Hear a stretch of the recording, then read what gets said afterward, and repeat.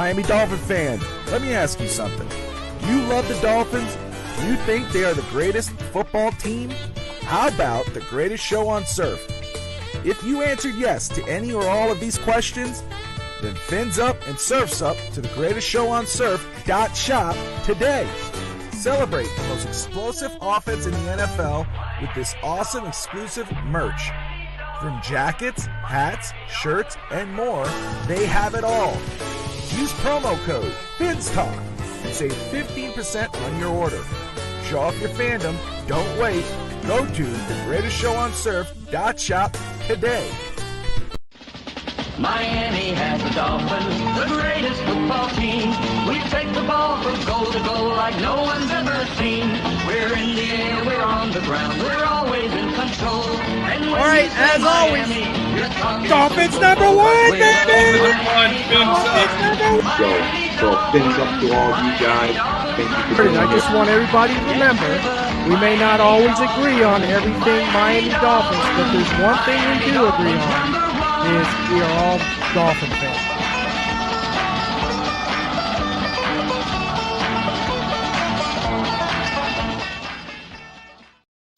Good evening, everyone. Welcome to Real Talk, Fins Talk. Joining me tonight, as always, is my partner in crime, Rob Mosley, a.k.a. Dolphin Thirsty. And we've got the founder of the Fins Talk Sports Network, the one and only Bobby Melendez. How's it going, guys? Can't complain. It's my son's 18th birthday, so we just got back from a quick dinner, and all is well in South Florida. Great. I'm glad you had I know you had a good time because we were talking about it backstage there. What do you got going on at Dolphin Thirsty YouTube channel? Just talking Dolphins, and I've been a little slow at DolphinThirsty.com because they're renovating my site in the back, and it's harder for me to navigate it right now. And so I'm like, oh, what a time when we're hiring all these people.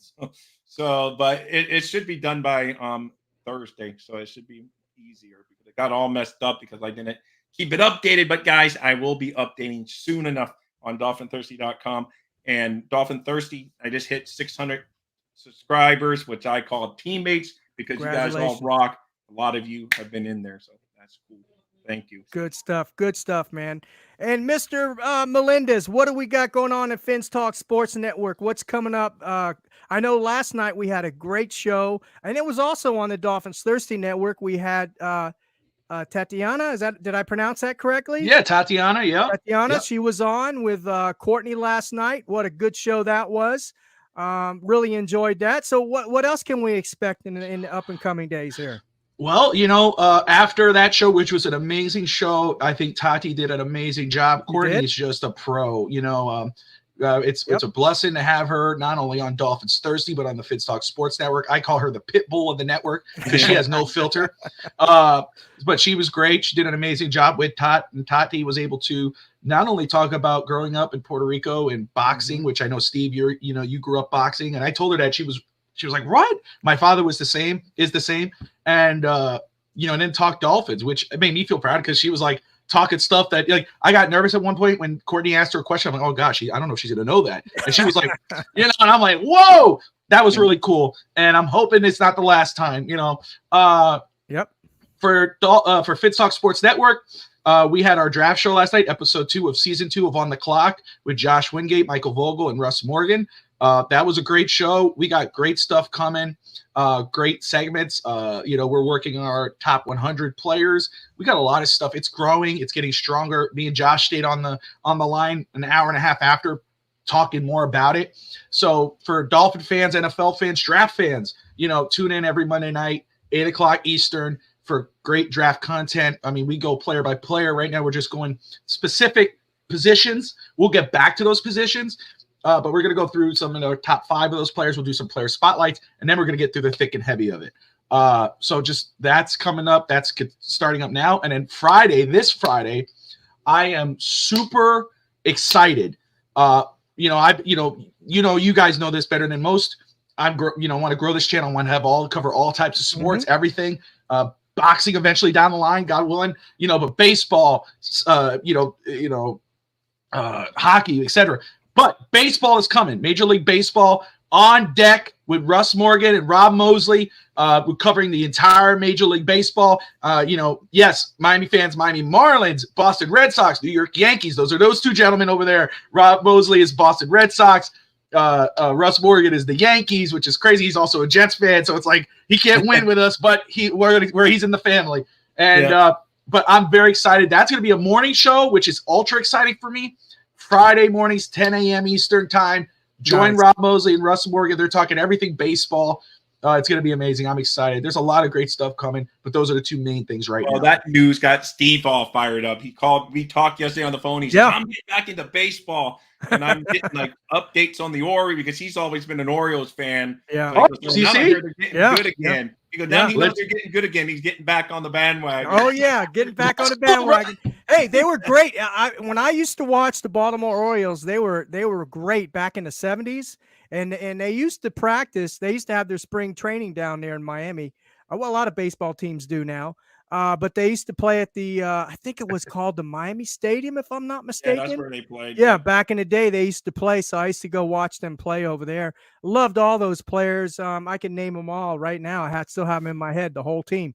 But anyway, I am excited. I'm going to get back into baseball again. Yes, I watch more than one sport, ladies and gentlemen. But, so I'm real excited for you guys as well, Rob, and for you too, Bobby. I mean, great. This network is just growing by leaps and bounds.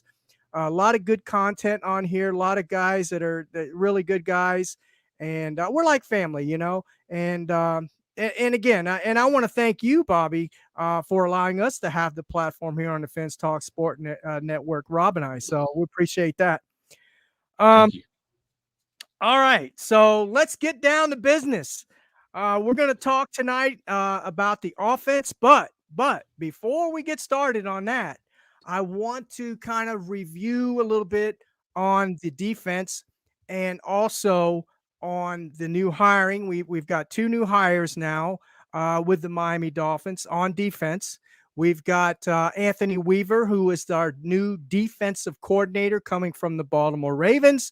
And then we've got what's his name? Joe Barry, is it? Joe Barry. Yep. Coming from the Green Bay Packers. He will be the running backs coordinator for defense and linebackers coach. So we've got two good hires there. And the thing, I'm with you, Bobby. I'm going to take a wait and see approach with Anthony Weaver.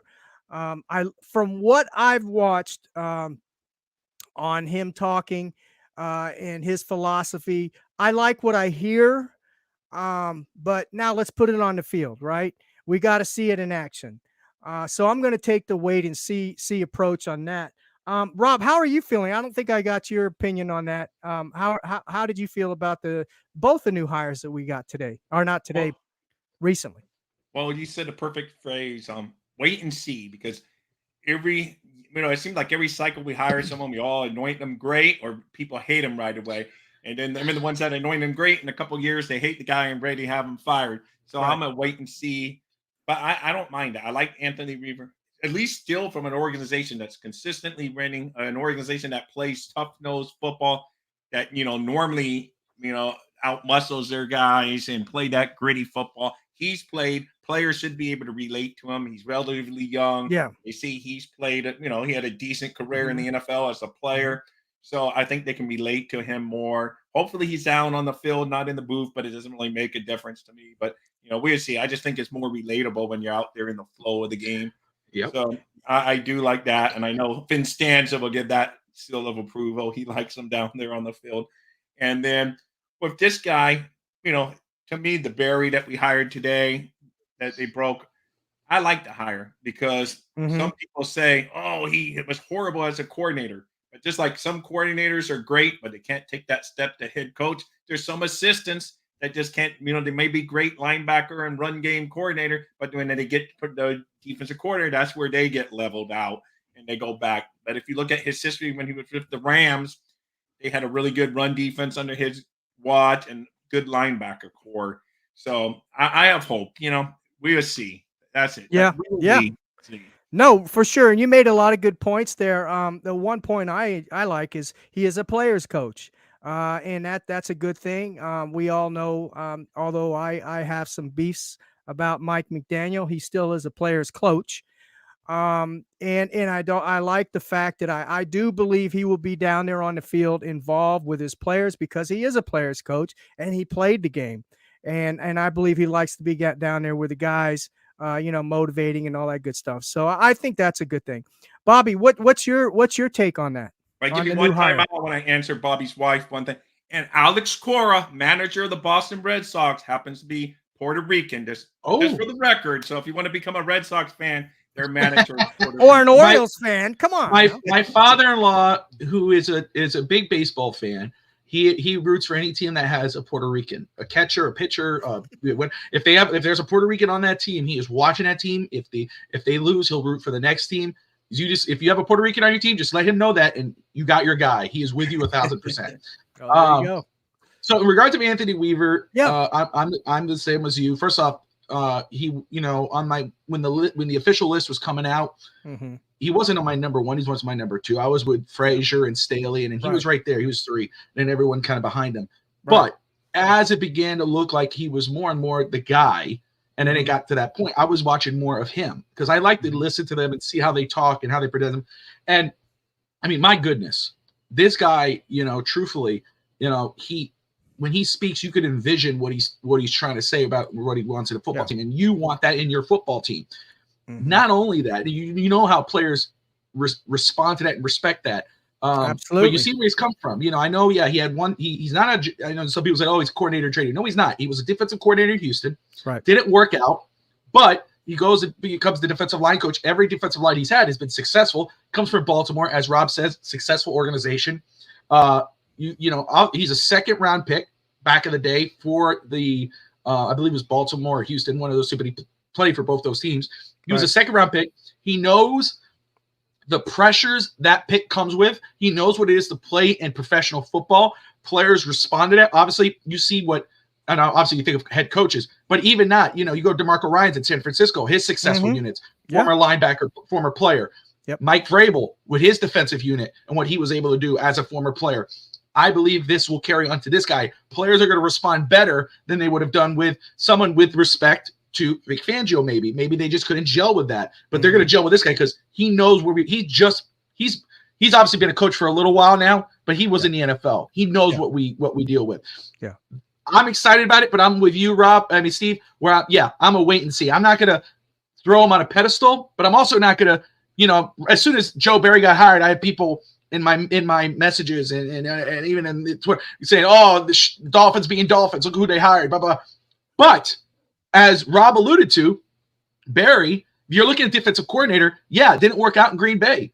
But let's stop looking. Remember, he's a linebackers coach. Let's look at his resume as a linebackers coach. And if you're going to do that, Barry was a linebackers coach for the Tampa Bay Buccaneers in 2003 when the team won the Super Bowl. He coached Lions, Chargers, Washington, and Rams. The Bucs had a top 10 defense in 6 of the 7 years he was the linebackers coach. His last stop was before Green Bay. He was a part of the staff that oversaw the number 1 ranked Rams defense.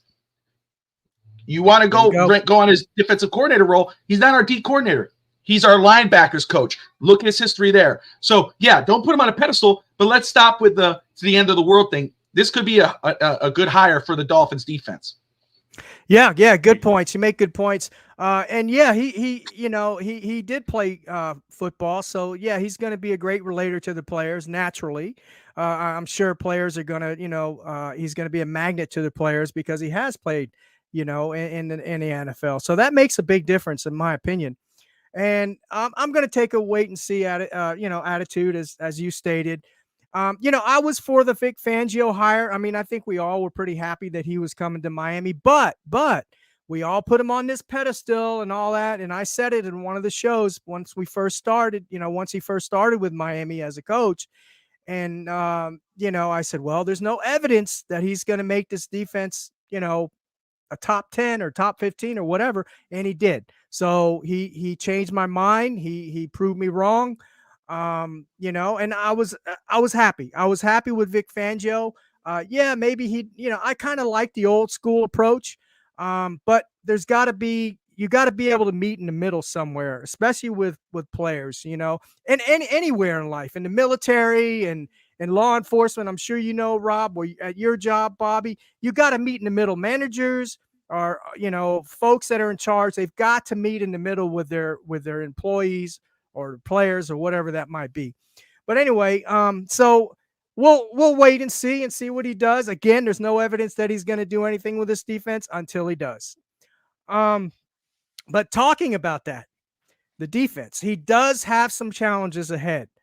Last week, Rob was on the show, of course, along with Michael Vogel. We had on there the show as well, and we went over the defense. And the free agents for this year for defense are Christian Wilkins, which I think he's going to be gone, AVG, Raekwon Davis, Eli Apple, X, Justin Bethel, Elijah Campbell, Deshaun Elliott, Brandon Jones, Nick Needham. That just about covers our defensive backfield.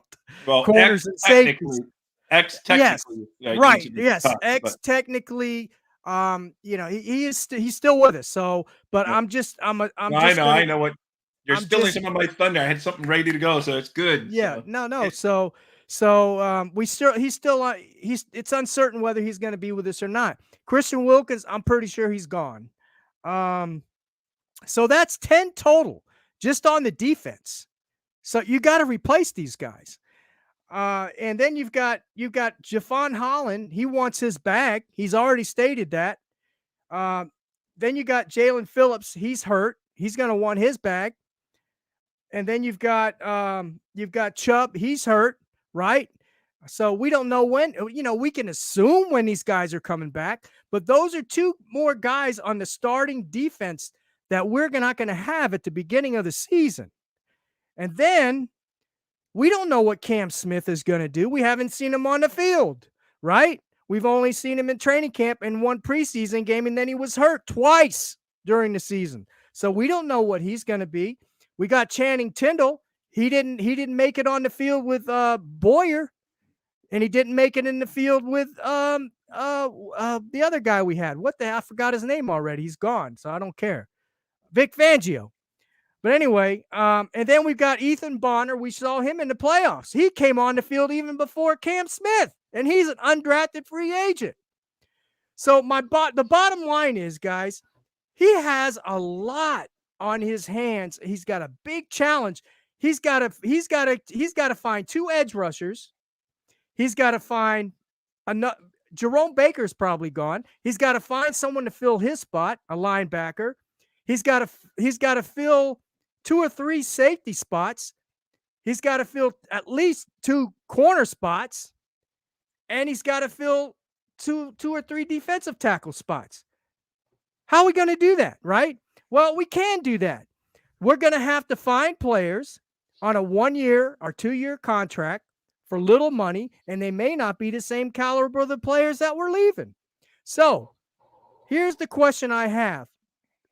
Is this defense going to be the same defense as we had last year? Is it going to be better, or do you feel that we have downgraded in hiring the defensive coordinator, Anthony Weaver? I'll ask you, Rob.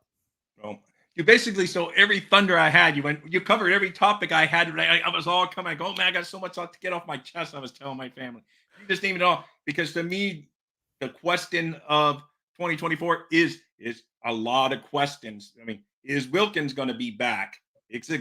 Dahl, close your ears. Is Xavier Howard going to be back? Is Jerome Baker going to be back? Is Phillips going to be healthy to start the season?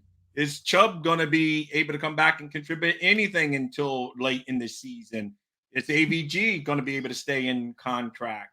Is Jerome Baker? There's so many questions. So you just cover everything you're going. I go, man, he's taking away my fire of everything that was coming out. But to me, the question is a lot of questions. Or is our new defensive coordinator going to be ready? Is our linebackers coach going to be new and adapt? So there's so many questions that need to be answered. The draft, we're all saying offensive linemen, but I wouldn't be shocked if they go defense because, we need talent everywhere. We don't know if Cam Smith is going to be good, like you said. Channing Tindall, please prove me wrong, but I don't almost don't even think of him anymore. I mean, you've played 2 full seasons and he hasn't stepped in them. Yes, he's going to go into his 3rd defensive coordinator. Maybe the magic pill what gets kicked in because the guy has some straight line speed that, at least you can get into blitz and all that kind of stuff. Maybe they can find a role for him in this defense. If, like Baker leaves, maybe because Baker, I always thought is best when he blitzes and stuff than he is like in coverage and all. Yeah. So maybe you can find a role for him. But I let Bobby before I steal off his thunder, like you stole mine. But anyway, there's so many questions that it's almost impossible to have an outlook on this team right now. Right. No, you're absolutely right. You're absolutely spot on. Bobby, what's your thoughts? Yeah, I think honestly, it's going to sound bad. I'm really not that worried. I think this is good for Anthony Weaver. He's coming into a job. He's the new coach. He's not he's not inheriting some players. And we're talking a lot about it. I mean, Christian Wilkins for sure, right? Xavier Howard, I know Courtney is not like, but he's obviously been great for us, but he's had some down years, injury issues. What are we losing? It's better. He's coming into a defense where he's going to be able to say, okay, take an outside look. These are the guys, that they've been here. We're not going to be able. Could we bring them back? Does AVG have a role in this defense? I believe he does. I think he has a possibility he comes back. But you're giving this coach, this coordinator, a chance to put his guys in. These guys are out. And yeah, you're right, Steve. First off, the cap is kind of a funny thing. I know there's people that have done it before where there's like, oh, we're right now 55 over the cap, but we could be up to 40 under the cap. And, that might be able to help us. Do I think Christian Wilkins is coming back? I don't. I'd be shocked. Everything points to him leaving. I think the Dolphins, again, have an offer on the table for him. It's comfortable for them. I think it's probably a fair offer. But he says, I'm owed more. I feel like I think he believes he should get more. So Chris Greer and company are saying, hey, you know what? Go test the market. As Chris Greer said, he says he's earned a right to test the market. Go test the market. See if you can get anything else other than this, better than this. And if so, thank you, good luck, goodbye. If not, you have a job here. But I think it's good for Anthony Weaver to have the openings that he may have and a little bit of freedom to say, okay, I don't have to force myself to play a Jerome Baker or force myself to play whomever, Howard. I could get a guy in here. If it's a Jerome Baker who's leaving or whatever, does Patrick Queen find a way in, who has connections with, there's different things. So this year, I believe, will be focused on defense. I think you could get a linebacker. For me right now, looking at linebackers, there's not a linebacker at 21 that I think is worth the grab. I know a lot of people talking about Jeremiah Trotter and whatever. I think the second round is probably the bread and butter. You could probably but the draft class is a little off this year. There's nobody that really jumps out to me. I think free agency is probably the best way to go. So yeah, it's a scary outlook. Josie Joel, former linebacker for the Broncos. I like him. Yeah, you see, and he's everybody costs something, but I don't think he's going to cost as much as like someone like Patrick Queen. Right. But that's a solid player. But I think this gives Anthony Weaver an opportunity to get. It's not the Ravens defense, it's the Dolphins defense. And AVG proved that he could play. Don't lose a good player, especially if you don't have to get him at more money than you have to. Respectfully, Daniel. Anyway, and I know what you're trying to say, though, because you think he's going to bring the Ravens defense here. But remember, he also came from Houston as well, and whatever his disciple is, whatever disciple he is from. All I'm going to say is Rex Ryan. Thank you. So follow that formula. All I'm going to say is this. I think it's an opportunity for Weaver and Barry to have like kind of, you know who your guys are. You're getting Phillips and Chubb back. You saw what they could do last year. If they come back at the beginning of the year, do they get to that spot? Or even if a couple games in, you know what those guys bring to the table. You know what Jalen Ramsey is. You got those core guys. You have Zach Sealer. You have whoever, Now, okay, linebackers are the issue of this team. Linebackers have been an issue for the defense for a while. Absolutely. So now you're coming in with a fresh batch here. It's like, hey, we might not have these guys. Okay. That's why people are like, oh, we lost Anthony Campanelli. Who cares? What has he done with this unit? What are we losing? We're going to lose this guy, linebacker. But Bobby, he had a great pep talk. Oh, man. I mean, kumbaya freaking yeah. You know what I mean? But to me, it's an opportunity. Let this guy get his fresh batch of guys, whomever that may be, maybe Joel, maybe Queen, who knows, or whatever. Maybe we don't have to reach so far up like you were saying, Steve. Maybe there are some guys that we could get 1-2 year deals because the Dolphins window is closing. Some Dolphin fans don't want to hear that. The current window for an actual run at a championship is closing. Maybe you don't have to get this year. Yeah, that's right. It's coming up.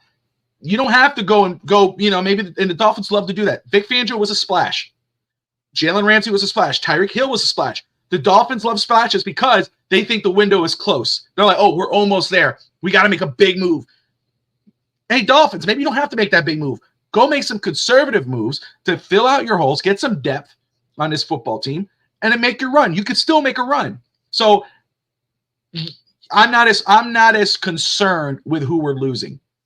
I think it's a fresh slate for our coordinator. Right. And that's a good point. And you might be on to something there. You get a new defensive coordinator in.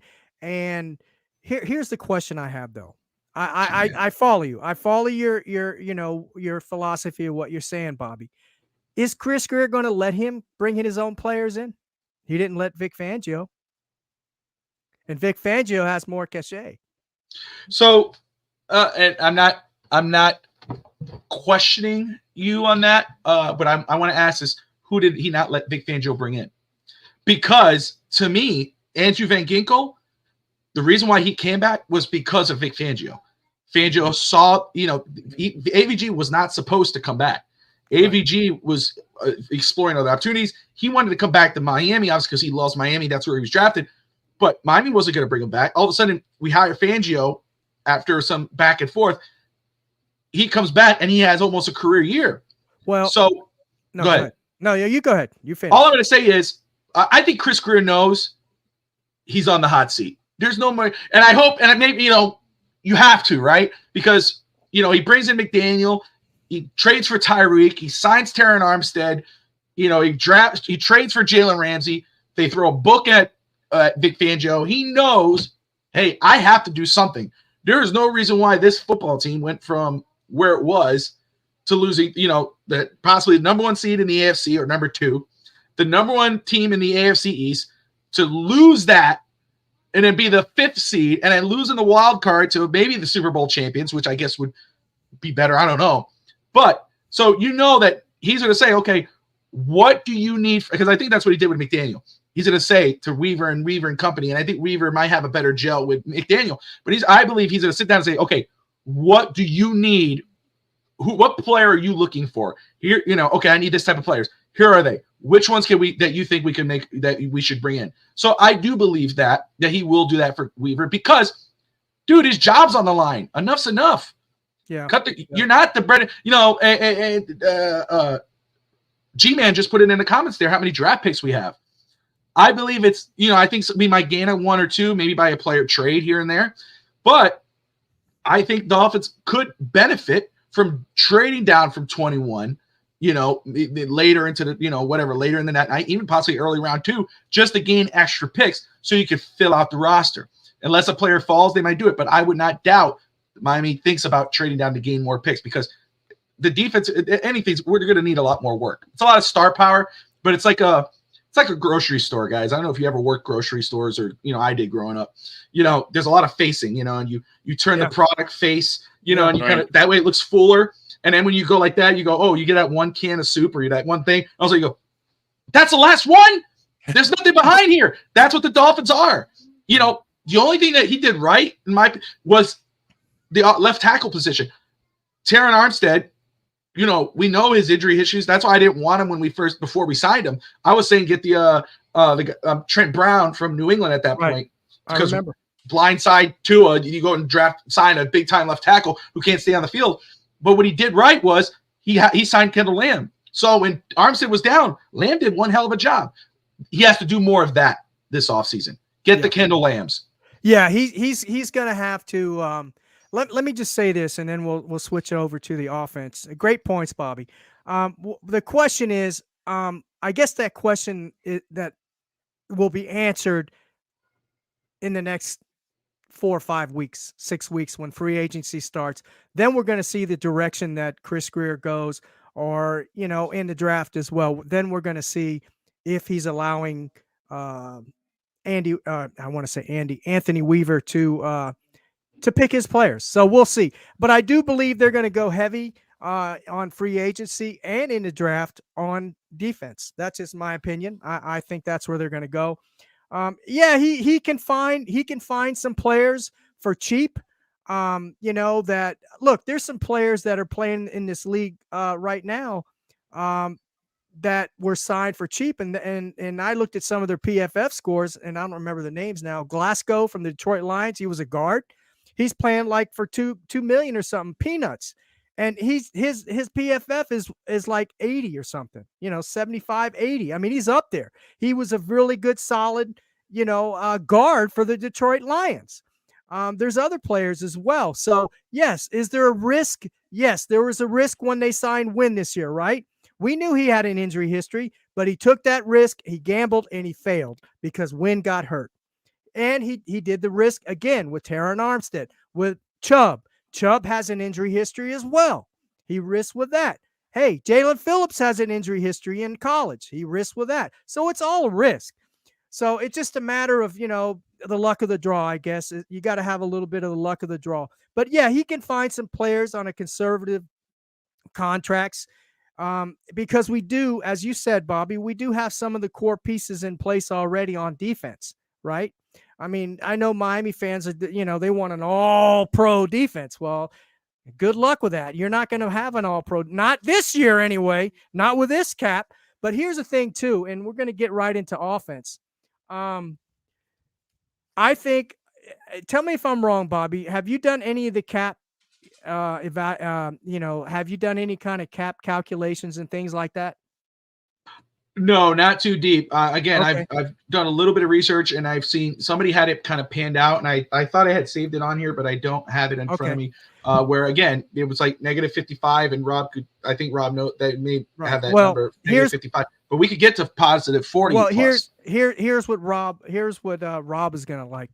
I was listening to Kyle Krabs today, and he was going over the some of the cap and stuff, and he's pretty good with his stuff. And he said he's very that's where good. I go to. He knows his stuff. Yeah, he does. And he said realistically, because we got to have this cap, it's got to be we can't be in the red, right? I think it's March. Is it March 11th, Rob? You might know, or 13th. So I get between March 13th or 3rd. Evan and I always debate that. It's like either March 13th or March 3rd. Okay, well, one of those days. But I thought it was March 3rd, but it might be March 3rd. That's what I said. It might be March 3rd. I think you're right. But the bottom line is, he was saying that with some of some reconstructing some contracts, getting rid of some players, and he even thought Wilkins is gone. He feels that X is gone. But with we could be 20 20 million in the positive side. We could have 20 million for draft, for free agency, $20 million. So that's what we're getting. That realistically, that's about the amount of money that Chris Greer is going to have to play with for free agency and draft. 20 million. So that's slim pickings. That's not a lot of money, but you can still, as we were just discussing earlier, we can still find some conservative contracts, some guys that might be a little risky, but you may be able to put them on a 1-year contract. I think that's what he's going to have to do. He's going to have to find a bunch of guys for depth, and to put on a 1-year contract, and you might even find a couple starters there, 2 or 3 starters too. So I think I agree with Kyle Krabs, the way that he explained it. I agree with him. I think that's what we're going to have to do. But going over to the offense, yeah.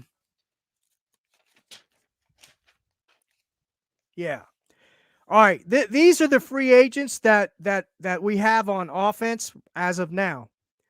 We've got Braxton Berrios, Robbie Chosen, Chase Claypool, River Craycraft, Cedric Wilson, Tyler Croft, Robert Hunt, Robert Jones, Kendall Lamb.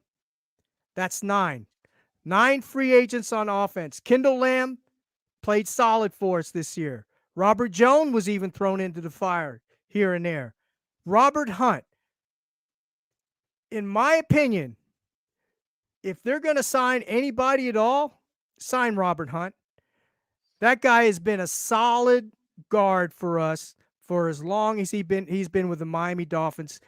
He deserves it. He deserves to get a contract and continue playing on this team. You know, he's never complains. He's a quiet guy, doesn't make a lot of noise, and he puts his money where his mouth is, and that's on the field. And I would love for him to come back. Hopefully, Greer does not let him walk. Kendall Lamb. I believe we should keep Kendall Lamb. Kendall Lamb is a solid backup for Terron Armstead. And guess what? If Terron Armstead does decide to retire this year, he could probably fill in his spot, and he could do an adequate job, because the way that this offense is designed, right? And trust me, folks, when I say this, Mike McDaniel is not going to change this offensive scheme. So, don't count on Miami to get a bunch of all-pro, offensive linemen. Ain't going to happen. You're going to have the same players, maybe one or two different players on that O-line that are going to be serviceable or even solid for us. But that's it. You're not going to get any better on the O-line. Can't afford it. But I do believe we need to bring back Robert Hunt for sure.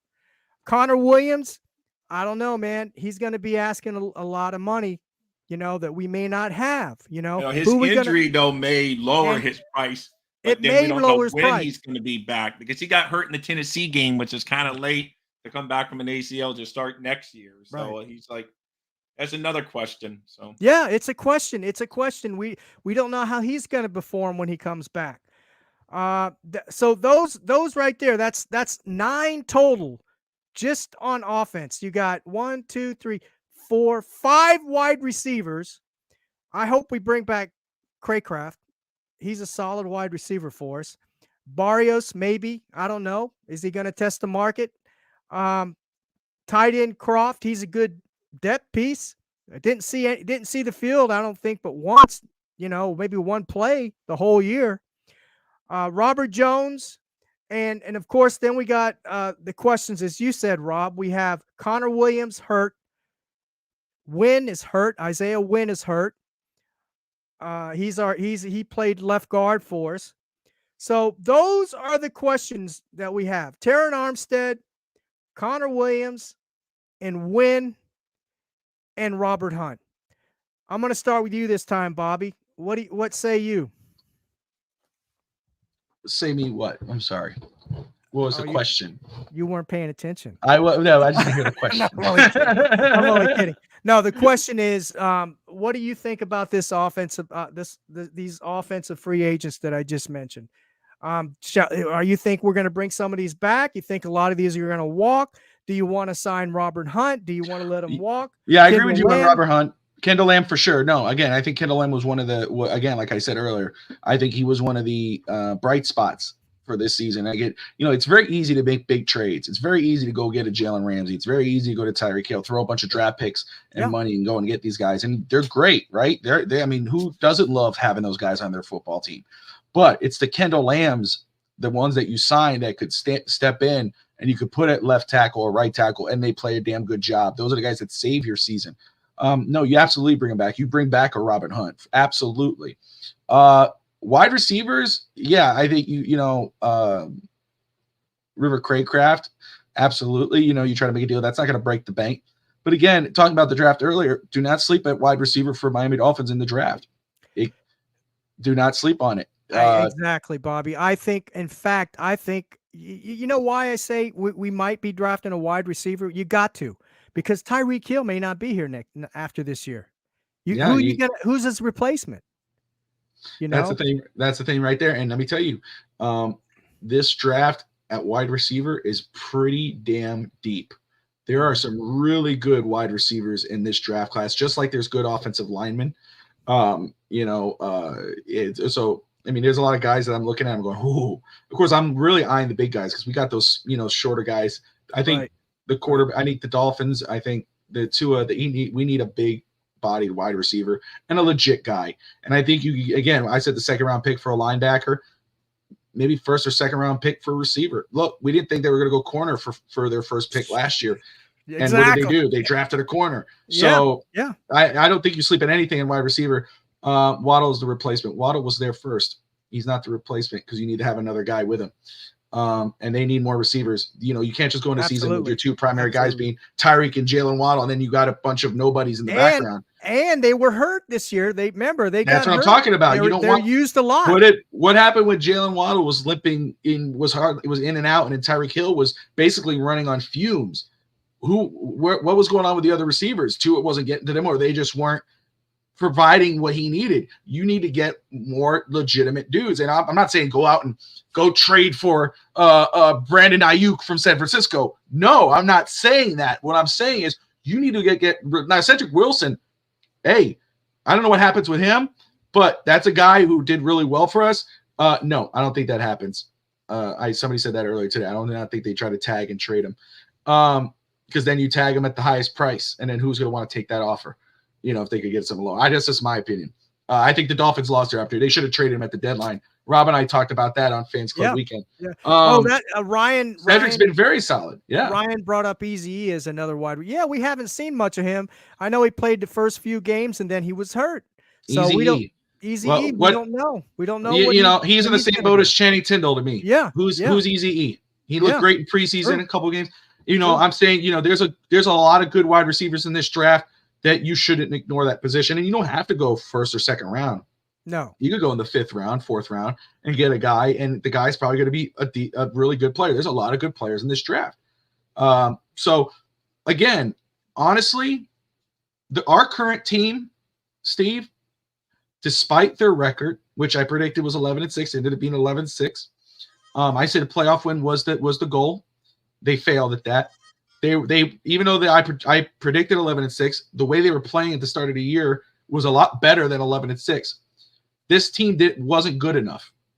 So my mindset is this roster wasn't good enough. You know what? The guys were losing.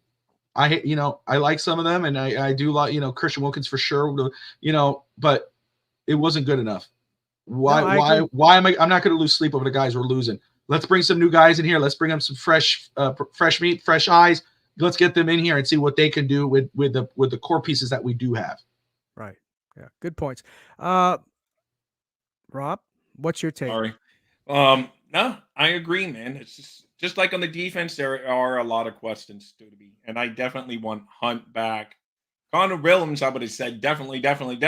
But since he might be injured, how many injured players do you want to have to put on your roster to start and roster them, and then in sake of maybe like losing someone because you have to cut someone that you really want on your team, and you got to put the guy on the active roster for a day to be able to, have him be able to come back that season. So there's a lot of questions because you already figured that, Chubb's going to take a spot on the injured reserve to start the season and all that stuff. So it's tough, man. It's tough. There's so many questions. Yes, and receiver wouldn't surprise me totally just because it is a deep class. You do got the big, huge money going to Hill already, so you can't be spending big in free agency there to bring someone in. So you are 100% right. There's not a position on this team that outside of quarterback or any special teams. There's not a first round pick that would totally shock me, because if we lose Wilkins, a defensive lineman falls in there. You just never know. There's nothing that would shock me. But I'm sure Anthony Weaver, he probably thinks, hey, I drafted this guy like in the 3rd round. I don't even want to. I think his first name's Justin. Justin Madabuki, whatever, something like Madabuk. Right. He drafted him in the 3rd. He could probably tell, look, hey, I know Wilkins, your team leader and all that going back there. I know we're going to talk offense, but I just want to talk on that point because I see everyone bringing up Wilkins. He may say, listen, yeah, he's a baller, but I can make a lot out of defensive linemen. That's where, because they say he's a good guy that develops people. He says, give me some time and I can develop these guys to at least do what Wilkins can do. Can he develop in 1 year? Because we only got a 1 year window. I know, but that's the problem. Wilkins came in as a rookie and played pretty well as a rookie. So yeah, he played all right. He wasn't anything to write home to mom about, but it took him 3 or 4 years to get into a groove. This was his best season. Let me just push on that just a second, Steve. We know obviously the window to win. Obviously the ultimate goal for this current squad is a year, right? That's because you're probably going to lose Tyreek after this season. You know the questions on Tua, etc. Yeah. But Anthony Weaver, Mike McDaniel, we know damn sure aren't thinking like, oh, this is our last year or this is a 1 year deal. No. I'm not saying that, Bobby. I'm not saying that. Yes, of course. Like I said, like I brought the question up. Well, are we going to draft a wide receiver? Right. Matabuke. We're going to draft a wide receiver because we do need a replacement for Tyreek, right? And if that's the case, we're going to have to draft a tackle for Terron Armstead, right? And we're going to have to draft a guard. Man, we got so many damn holes in this offense and defense. It's not funny, guys. That's my point. There's not one spot along there. That's my point, guys. That's my point. But you know what though, and I know the quick comeback to this is. 32 teams have a lot of damn needs. There's not one team in the NFL that doesn't have a lot of needs. But the good ones figure that out. The good ones figure it out. And that's the problem with Miami. There you go. It's the organization. It's Chris Greer at the top. You're right. I didn't mean to cut you off, Rob. But here's the one that I wanted to talk about. First, I want to talk about the running backs. Are we going to bring back Jeff Wilson? Mostert, he had a good season, right? Is he going to want to demand more money? I know he's on contract. Are they going to extend him and say, hey, man, look what I did, this year, 21 TDs. You going to pay me my money? I made all pro, not all pro. I made the Pro Bowl. You going to pay me the money? I need some more money. So now we got issues at running back too, right? We got Chris Brooks. We don't know what he's going to do, right? He got hurt. But anyway, I wanted to bring this up. I wanted to bring up the topic that everybody loves to talk about. Is Tua Tagovailoa our starting quarterback, people? I said starting quarterback. So I got drilled today on X because I said, why don't we bring Justin Fields in or Trey Lance, for God's sakes. I got bombarded. Oh, we can't bring him in. No way. He's no good. Tua's our starting quarterback. And then I wrote back, I said, dude, I didn't say to come in and to start. I said, bring him in as an insurance policy because we don't have an insurance policy. I don't care what anybody says. Mike White and Skylar Thompson is not an insurance policy, right? Because realistically, if Tua gets hurt this year, right? Thank God he didn't get hurt last year. What would we have done if he would have got hurt last year? Who would we have brought in? Mike White? You think he was going to win? Mike White would have come in, but you think he would have won those games? No. So what I'm trying to say is we need better backup. All right. I don't mean a Mike White or Skylar Thompson. Bring in. This is looking to the future. Good teams look to the future. Bring in a Justin Fields. Why not? Bring in a Trey Lance. Why not? Oh, we can't afford him. We can't. Who are we going to give up for him? I don't care. Trade a 3rd round pick next year for Trey Lance. I was going to say he's not this year. I'm not saying we are. I'm just first off, making a conversation. You bring in a guy like that. Mike McDaniel is the quarterback. Hold on. Mike McDaniel is the guru, right? He's a quarterback guru, and we can't deny it. He made Tua a little bit better. He did. He made him a little bit better. Why can't he develop a Trey Lance? Why can't he develop a Justin Fields? I'm not telling him to come in here and start. I'm telling him to come in here and compete, for God's sakes. Bobby, you played football, right? Mm-hmm. Rob, you played baseball, right? Yeah. I played football. I boxed, right? Whatever. It doesn't matter. Whatever athletic you played. I played tennis too, right? But if somebody is going to if they're going to bring somebody in, correct? And Tua is going to cry and whine, then he's not the guy. Look, when I played football, I'm sure you too, Bobby, when you had to compete against somebody in practice, you were given 120%. Didn't that make you better? Yeah. Even if you didn't have a choice. You had to fight for your spot. You had to fight for your spot, right? Rob, you played baseball. You had to fight for your spot, right? Unless you were some freaking baseball freak. I mean, a genetic freak, right? No, of course you always have to fight. And that's what but we never did that with Ryan Tannehill either. It's the same thing, but we're going to learn from a mistake. But we had Matt Moore, who did win us games. We did have a reliable backup. He came in good, but Matt Moore did a hell of a job for us. Hey, I agree. Steve, use some of that energy to thank Craig Sebring for. Oh my God, I didn't even see it. Thank you, Rob. I'm sorry, I was going on my. I was trying to cut you off real quick. All right, yeah, no problem. Greg Sebring, thank you so much. Appreciate it, brother. I hope you enjoy. Well, I guess you did enjoy the content. You gave us a super chat, so we appreciate that very much. We really do. And Craig, you know what? I think that's depending on what happens next season, I think what your comment, I have said trade Hill and Ramsey will free up. I don't think that's an option this year, but I do believe that could happen next year, even if Hill says he's not retiring. If Miami is one and done, I think that becomes an option because they're really going to have to tear this down in order to free it up. Yeah, that's a great comment. I definitely agree on that. But the thing is, after this year, Hill said he was going to retire. Although I don't think he is, but he said he was. So I don't know if Hill will be in play at that time or not. But getting back to my point about Tua Tagovailoa, he's our starter next year. No question about it. I'm not saying he's not our starter. And people get all upset when you mention the name Tua. All they hear is Tua. They don't hear anything after that.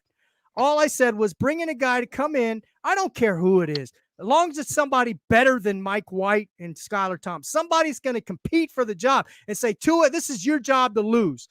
If that was me, I would say, damn it, I'm going to try my best. I'm going to do a lot better. I'm going to try my best, man. He ain't taking my job. I would be up for that challenge, man. Why not? So the bottom line here's a barroom question. Either though, and me and you don't drink, but we would have a milkshake discussing this.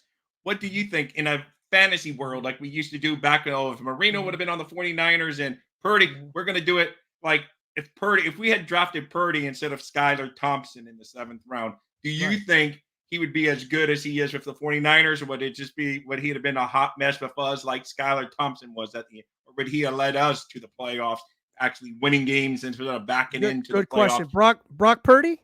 Yeah.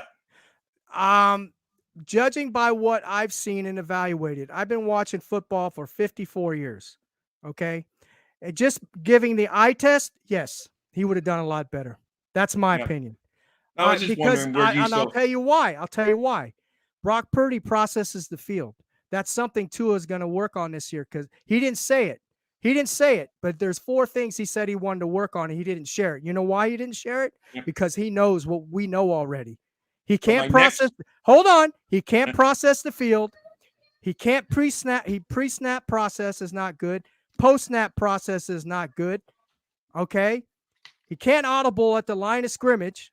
He can't. He doesn't know how to give his protections because you saw it many times this year where there was freaking 6, 7, 8 guys at the line and they ran the same play. No audible, nothing. Okay, so he's gonna work on that. So yes, I see Brock Purdy doing that. Brock Purdy has a high IQ and he's mobile. He gets around and he creates plays. He goes off script. Tua does not. So anyway, you wanted my answer. That's it. But I wanted to follow it up with another question, and you kind of answered it already. Follow it up, my brother. Would Tua lead the 49ers to a Super Bowl if Tua was the starting quarterback for the 49ers? No, because of what I said. He does not process the field. He does not go off script. He does not create.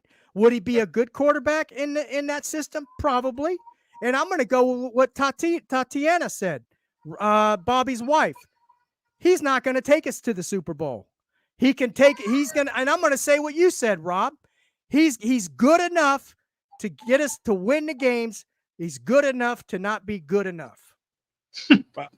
I know. We was just one of those because believe me, I grew up in the Marino. People used to say like, "Oh, if Marino was on the 49ers, he'd be winning Super Bowl." So I just said, let's revisit this again this year now. And that, Yeah. but I think Tua would actually have led that team to the playoffs. Okay, cool. And Cool. he Might have. He might have. That's something we'll never see. But it's I know. I was just curious on what your take that's was. a great question. That's a great question, and I appreciate that because it's going to lead me to this next stat. Bobby, go ahead and pull that up. Oh yeah, I'll get that up here for you. And just my 2 cents on the Twitter thing that you were talking about. Go ahead.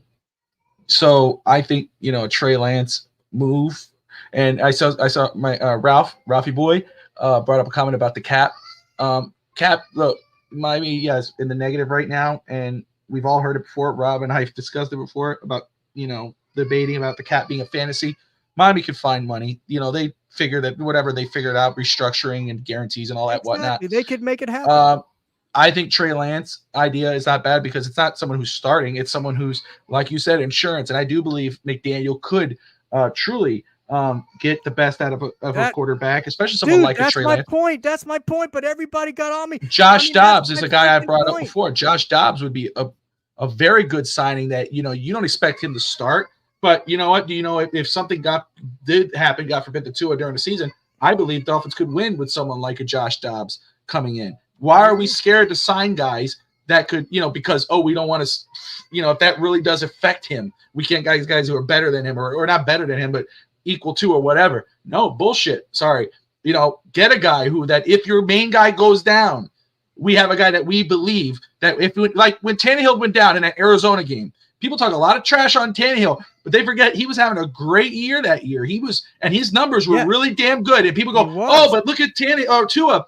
He's leading the league and he has one more game. He had one more game added to his season, and his numbers, if you take that one game away, his numbers are equal to Tannehill. Tannehill was having a very good damn season that year. He got hurt in Arizona. We remember he's crying on the sideline. The players were coming up and hugging him. They felt it because they knew where they were headed, and they lost that ball game. But Matt Moore came in and finished the season, actually won these games and finished the season. We don't have Matt Moore. We don't have that guy. We do need to find that type of quarterback that we could trust, that if our main guy goes down, we have him. We don't have him. That's a good point. And let me make this point too before we go on, Bobby, before you bring that up. Look, I was very fair with Tua Tagovailoa this year. When he played well, I said he played well. When he played bad, I said he crapped the bed, right?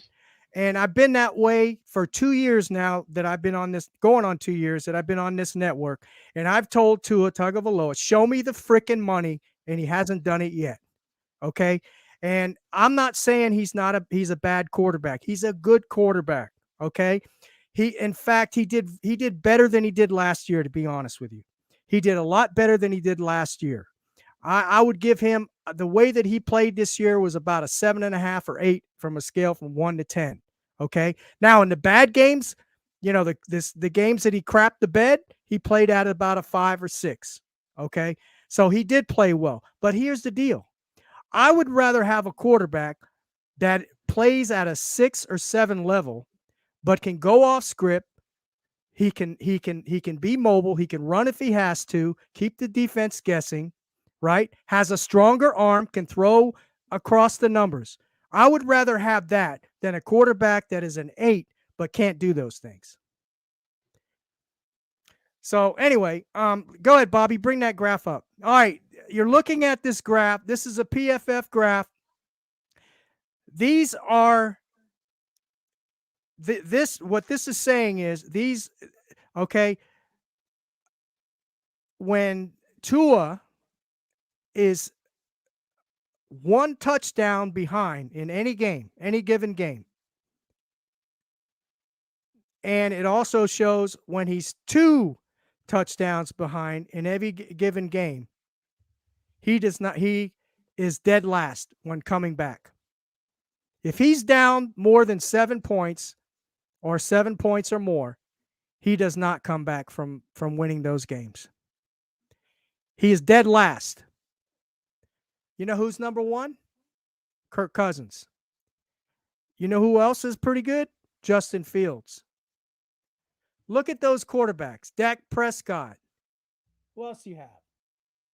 CJ Stroud, rookie. Brock Purdy, thank you very much. Ryan Tannehill. Above Tua Tagovailoa. Okay, guys? So that's putting things in perspective, okay? That's what I look at. I don't care about the stats. I'm looking at stuff like this. Can he win the big games? No. Period. Thank you, Bobby. Man, Will Levis is pretty damn low on that list, and he came back and beat us. I give up. Yeah, but he's not that low. I know, Tua's down at the bottom, man. He's at the bottom of the barrel. So these are the kind of things that I show to people, and you don't know what you're talking about. Dude, it's right there in black and white. I mean, this is stuff that's been calculated, studied, and everything else, researched. And no, I do not think he's a franchise quarterback. Now, let's talk a little bit about the pay. I know we're running out of time here a little bit, but personally, I would he deserves another year. In my opinion, he deserves another year to play and prove me wrong, or prove the Miami Dolphins organization wrong. Okay, or not the organization, but the fan base, prove them wrong, right? So I deserve that. Like I said, he played at a good level most of the games this year. Whether it was good or bad teams, we can debate that. But the bottom line is he played better than he did last year. So yes, let him play out his fifth-year option or whatnot. Now, here's another way they can go, which I think this is the way that they're heading. They're going to give him an extension. Bottom line, I don't care how much they give him, to be honest with you. If they give him $40 million, $55 million, or $40 million, or $45 million, whatever. You know what I care about? What's the guaranteed money? How much are they going to pay him guaranteed money? Is it guaranteed money for 2 years, 3 years, 4 years? And God forbid if they give him a guaranteed contract like 5 years like they did with Deshaun Watson, who hasn't played for 2 years. See my point? Yeah. If they can give him $50 million a year, or they can give him a 200 and for 4 years. They can as long as they don't go Deshaun Watson and give him. As long as they don't go Deshaun Watson or even Justin Herbert, they give Justin Herbert 4 years guaranteed. 4 years guaranteed. Daniel Jones, they did. Even though we talk about Daniel Jones and how he didn't play this year and the big contract he got, they only gave him 2 years guaranteed money. So that's what I would like. If they're going to go the extension route, give Tua 2 years guaranteed. I don't care how much it is, $120 million or $100 million. Give them that as guaranteed money, but at least we got an out. Yeah, right there. And Rob, I'm sorry. I'll follow up right after. I'll just say right there is what you just said. There's an out. I know when, like Ralph right now in the comments, extension. No, I know once Tua signs that extension, if and when it happens, there's some contingent of Dolphin fans that are going to flip their, they're going to go nuts. Twitter's going to be fun around. Yeah, but the Dolphins did the same thing. Tannehill, after his best year, they extended him to one of the league best contracts. Not that I don't think they're going to do that with Tua, but they extended him. He was gone after 3 seasons. I believe it was two to 3 seasons after that. They ended up moving on. It was soon after, right? Yeah. It was a couple seasons, 3 seasons. Right. So if they extend him, they're basically going to free up some money this season, but they're going to give him that guarantee to make him feel good. Oh, I got my extension. And yeah, they're probably going to say, okay, if he is who he is after a season, 2 seasons, whatever, you have an out. You could you maybe move that contract. Maybe he says, you know what? Somebody says, I could work with him. I could do something with him. You move it. Or maybe it does work out. Maybe he leads the team to a playoff couple It's a win-win. And then you're golden. It's a win-win situation, right? So, and that's the thing. And that's why you got that insurance policy, because if he doesn't work out and you don't have an insurance policy, then you're right back to where you started from. But at least if you got somebody in the wing, like a year or two being developed, right? Now, if you move on from him, you have somebody in the wings, like a Mahomes, like a Steve Young, like a others that were. Well, remember the Cardinals drafted Josh Rosen, and they drafted Kyler Murray the year later. Kirk Cousins, they drafted RG3, the Commanders, and then they drafted Kirk Cousins. Thank you. You know, teams do it. Teams have done it before. Aaron Rodgers. Brett Favre, Aaron Rodgers, Jordan Love. Jordan Love. There you Don't go. be afraid to get the guy. Rob was saying something before, and I'm sorry, Rob. I interrupted you. No, What were you no saying? problem. I was just going to tease with Wingate on one of his comments, but then he said something that hits close to home because I was saying I was saying it from day one of that trade. But anyway, I was just going to tease about his adversity comment because didn't you watch Hard Knocks? Adversity is opportunity, according to Mike McDaniel. So that's what he always says. But anyway, I agree with you, Mr. Wingate, 100%. I didn't like the Chubb deal. I mean, I know someone that was screaming Super Bowl into the camera the night we made that trade. So, I didn't like it. And then I didn't like the bag of money because you look at him, it wasn't worth the deal.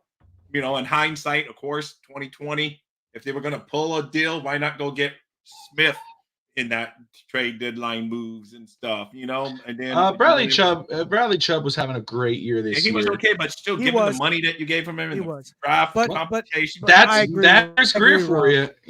That's Chris Greer. I agree. That's what this team is, man. Even the way that he was playing this year for that kind of money, I'm sorry. No. You could get two players for that kind of money. 3 for that kind of money. That could be solid across the line. Give you slightly less production. But if one gets hurt, you've got another one that steps up. No, and then like G-Man way in the beginning of the show said, and we said during the draft show, they said the other, we got way too much first round, second round, and no third, and it really kills no third. And that's the bread and butter right there. That third, fourth, fifth round pick, that third, fourth, that's like where, and Josh Wingate's a part of that draft show. And I'm so excited to be working with Josh. And we, again, like I said, we spent a lot of time after the show talking about plans and how to just get the best out there, the best content. So do I, Ralph. Yeah, so do I. Who doesn't? But that's where it is right there when that third and fourth round pick, even though Miami struggles with those picks, and Josh researched that yesterday live on the show.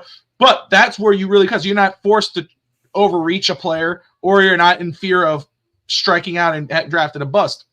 Overpaying is absolutely. It is what it is. We can only, and we're going to be doing that. That's one of the things we're going to be doing during our show. It's be a lot of fun.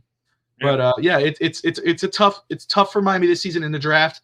Again, that's why I think trading down is a big option for Miami, and trading some players like Xavier Howard, who we all project may not be here. He doesn't want to restructure. He said he's not willing to take a pay cut. Exactly. Who can blame him? I mean, your money, dude. I would like you to, obviously, but if you're not willing to do it, thank you. I appreciate you. Goodbye. I'm sure some team would pay you. And we get a third round pick, I'd be happy with that. If we can get a third round pick for Howard, I'm golden. Yeah. Well, I don't know, man. Howard's been hurt for like 3-4 years. That he's, the last 3 or 4 years. And I'll be quite frank with you. Do you really believe, or do you not believe? Do you think he really had a good year last year? No, I said he didn't. Yeah, I don't think he did. He didn't have a good year at all. We're lucky Courtney must not be in here anymore. So he'd be ripping us all. So that's all right. She'll get over it. She'll get over dog it. would be just released. Like Miss Finch got over Giseki. What is it? Giseki? Gesicki. Mike Gesicki. Mike Gesicki. There you go. No, Mike Gesicki. I don't know. Let me tell you, there has to be a show just with a list of names on the side as it scrolls down, and Steve pronounces all the names. Hey, I sent Rob a list where there's a list that went around that I sent Rob. Yeah, it actually explains how to pronounce it. How to pronounce the names of all. I just think it's awesome. It's always you can count that one guy. And it's like it's golden. Don't ever lose it. Don't ever lose it. It's part of your persona. You don't have to worry. Evan's not in here to correct us today. Yeah, that's true. That's it. Hey guys, it's about time to go, man. It's been fun. I appreciate both of you guys coming on, stepping up and coming on, Bobby. I appreciate it. And Rob, as always, I appreciate you. We always have a fun time on here, and Evan is in here. Oh boy. No. We're in trouble now. You were talking, he got you, boy. Yeah, he was quiet. He was sneaking in up on us. But so I appreciate you guys, and I'll be honest, man. Last year I had a little excitement in me. I was really excited for this team. I really thought we were going to do something. I mean, we were looking like we were, you know. And I'll tell you, this year does not give me a warm and fuzzy at all about this team. I do not have a lot a of warm time, and fuzzy. Steve. I know, but no, I definitely. Yeah, I'm not looking forward as much this year, but maybe that's a good thing. Maybe it would be like Maybe it is. Like, Maybe it is. Yeah. Good point. Good point. You know, yeah. so. Reverse psychiatry. Yeah, there you go. Exactly. There you because go. I know last year I was all pumped. And then I kept on telling myself, don't buy in. But when we get to 11 wins, I was like all buying in and whatever. I'm like, oh my God, we're way ahead of what I projected. Look, I'm gonna make a prediction now. It's the end of the season. We lost the way we lost. That's why we all feel the way we feel. We're all have that same feeling that we felt for years after a season where you're like, man, this team, blah, blah, blah. And before the season, something's gonna happen. The way it pans out, we're gonna go, hey man, this is gonna be, we're gonna have a big swim video. This is it. And mid-season, we're like, there it is again. But don't worry, we'll have a Brett Lagasse on Twitter, and we'll have a Steve Malloy on Real Talk, and then a Fitz stands a pause, and they're reminding everybody, I told you so. And we're like, yeah, you did. All right, guys. Thanks again. And I want to thank everybody that's in the chat. Appreciate you all for joining us tonight. Don't forget to hit that like button. I know I forgot. We had a lot to talk about tonight, but please hit that like button. And share with your friends, your families, your neighbors. And remember, whatever we say here, guys, we're all Dolphins, right? But there's one thing that I know that all of us, right, can agree on, is we are all Dolphin fans. Okay. Right. So let's keep that in mind, and we can agree to disagree, and that's what makes us human, makes the world go round, right? Amen. So anyway, guys, thanks again. You ready? Rob, you got it, or you want me to do it? Oh, okay. I didn't know. So I know that's what I should ask, but are we doing greatest show on turf? Caneswear. I can do it. All right, I'm ready, Steve. All right. Remember, guys, Dolphins number one, baby. Dolphins number one. Hey, Miami sports fans. Stop by Caneswear today at 2655 South University Drive in Davie, Florida, and check out their awesome merchandise selection of your favorite South Florida sports teams. From the Miami Dolphins, Hurricanes, Heat, Marlins, Florida Panthers, and Inter Miami, they've got it all. Celebrate your favorite team and show off your fandom with their beautiful team starter jackets, killer-looking helmets, team jerseys, cool shirts, and more. And if you are out of town or out of state, no worries.